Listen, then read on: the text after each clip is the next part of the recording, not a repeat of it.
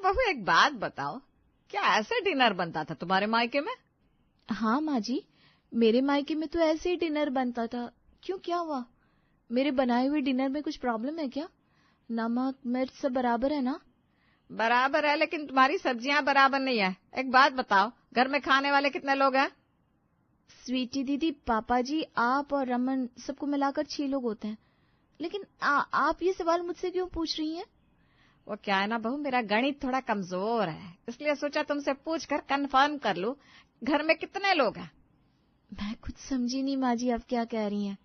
अरे नालायक, मेरे कहने का मतलब यह है कि घर में खाने वाले हैं 6 और तूने डाइनिंग टेबल पर एक सब्जी रोटी बनाकर रख दी। ऐसा रूखा सूखा खाना कोई नहीं खाता यहाँ पर। तो ये सोचकर बता, 6 लोग क्या कभी एक सब्जी पसंद कर सकते? अरे कम से कम 3-4 तरह की तो सब्जियां बना देती।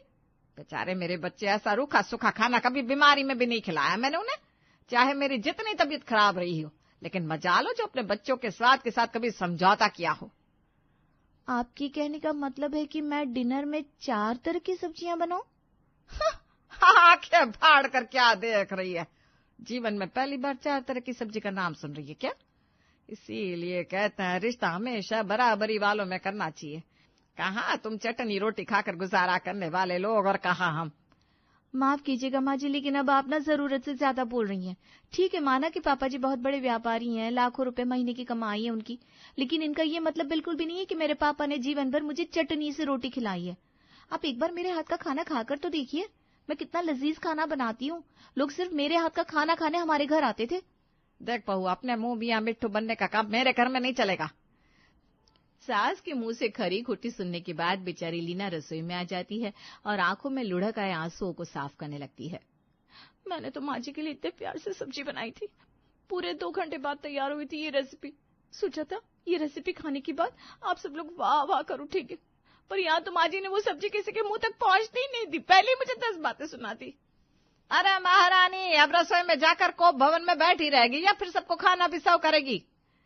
जी माँ जी, मैं ध्यान रखूंगी आगे से डिनर में एक तरह की नहीं बल्कि 3-4 तरह की सब्जियां बना दूं। मैं अभी नहीं हूं ना इस घर में, इसलिए मैं जानती नहीं थी आप लोगों का खान पान किस तरह का है। अच्छा ठीक है ठीक है, रसोई में से अचार चटनी पापड़ वगैरह लेकर आ।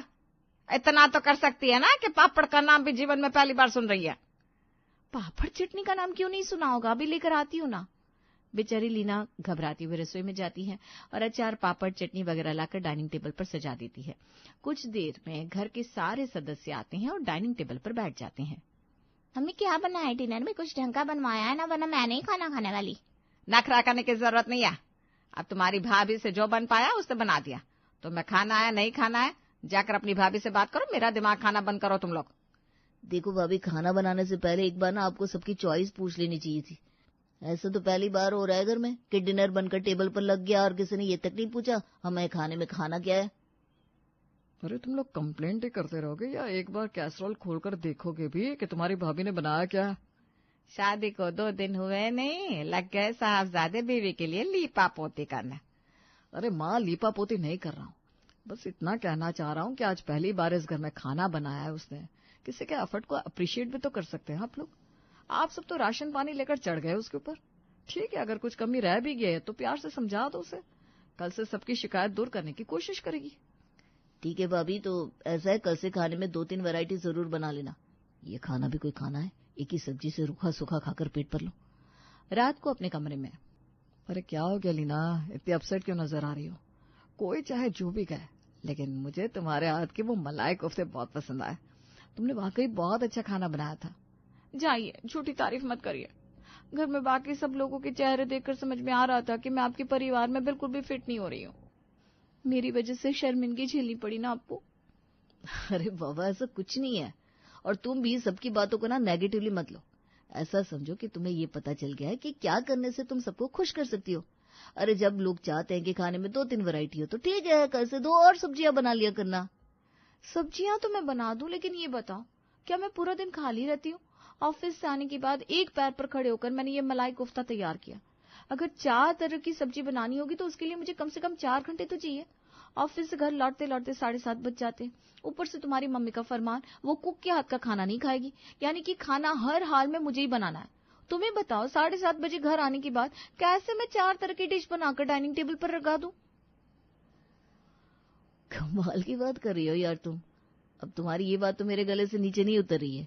एक सब्जी बनाने में तुम्हें 2 घंटे लग गए, और तुम्हारे कहने का मतलब है अगर तुम्हें 4 सब्जी बनानी होगी तो कम से कम 4-5 घंटे का टाइम चाहिए। अरे भाई, इस हिसाब से तो मेरी मम्मी को पूरा दिन रसोई में रहना चाहिए था। लेकिन ऐसा तो बिल्कुल भी नहीं है। मम्मी तो आधे घंटे में साफ बनाकर तैयार कर देती थी। और ऐसा बिल्कुल भी मत समझना कि मम्मी तुम्हारे पर कोई टॉर्चर कर रही है।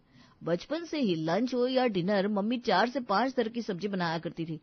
इसलिए घर में सबको आदत हो गई है कि एक तरह की सब्जी खाकर पेट ही नहीं भरता। पति की बात सुनकर अब तो लीना और भी हैरान रह जाती है। इसका मतलब मेरे खाना बनाने के तरीके में कुछ प्रॉब्लम है, वरना ऐसे कैसे हो सकता है कि जिस काम को मम्मी जी आधे घंटे में कर लेती है, उसे करने के लिए मुझे 4-4 घंटे की जरूरत पड़े। दिशा, सोच रही हूँ जॉब छोड़कर घर पर ध्यान दूं। सोचा तो था कि नौकरी और घर दोनों को साथ लेकर चलूंगी, लेकिन अब समझ में आ रहा है कि सब इतना आसान भी नहीं है। अरे यार, अभी तेरी शादी को टाइम ही कितना हुआ है, अभी से हिम्मत हार जाएगी क्या? और भूल मत जा, आज के टाइम में जॉब मिलना इतना आसान काम नहीं है। अच्छा ये बता, ऐसी क्या बात हो गई जो तेरे मन में ऐसी बात आई? अरे क्या बताऊं, मेरे ससुराल वालों को एक वक्त में 4-4 सब्जियां खाने की आदत है, और मुझे तो घर जाकर एक सब्जी बनाने में इतना टाइम लग जाता है। उसके बाद किसी तरह दौड़ते भागते बस फुल्के बना पाती हूँ। लेकिन मेरे इतना करने पर भी ना परिवार में कोई भी खुश नहीं है। तू ही बता, नई नई शादी में हर रोज चिक चिक सुनने से तो बेहतर है ना कि मैं फिलहाल अपना घर ही संभालूं। अगर एक बार सब बिगड़ गया तो फिर चाहकर भी सब कुछ ठीक करने का मौका नहीं मिलेगा।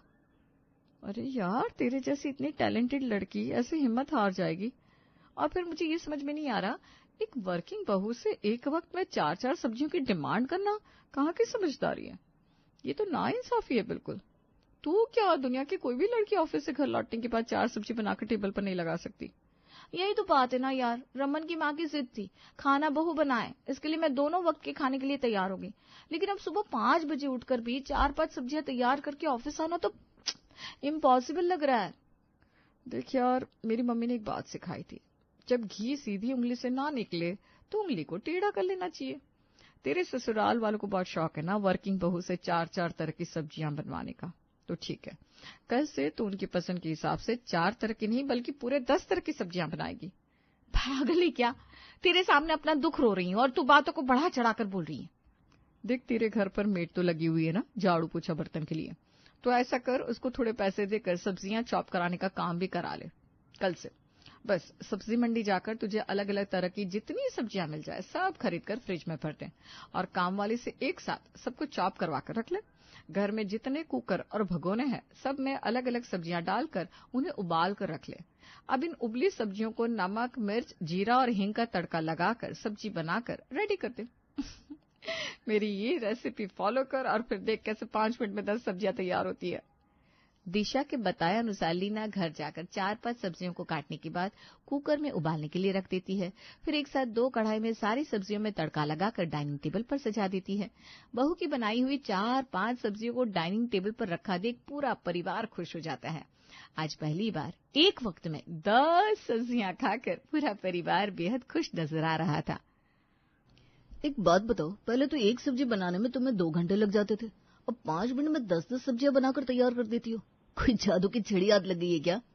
तुम्हारे हाथ की 5 सब्जियों को खाकर मुझे वो स्वाद नहीं मिल पा रहा जो तुम्हारी एक सब्जी में होता था। रंग स्वाद एकदम परफेक्ट होता था उसमें। ये तो ऐसा लग रहा है जैसे बस उबाल कर रख दिया है। कोई जादू की छड़ी हाथ नहीं लगी, बस मैंने अब बहुत ज्यादा मेहनत करके खाना बनाना छोड़ दिया है। अब मैं एक सब्जी बनाने में अपनी पूरी जान डाल देती थी ना, तब किसी ने मेरे हाथ के खाने की कभी तारीफ ही नहीं की। इसलिए मैं भी अब जो 5 मिनट में बन जाए उसी स्टाइल का खाना बना लेती हूँ। और हाँ, स्वाद और वैरायटी दोनों एक साथ तो नहीं मिल पाएंगे, क्योंकि ये घर है, होटल नहीं। तो पतिदेव, अब इन उबली हुई सब्जियों से ही काम चला लो।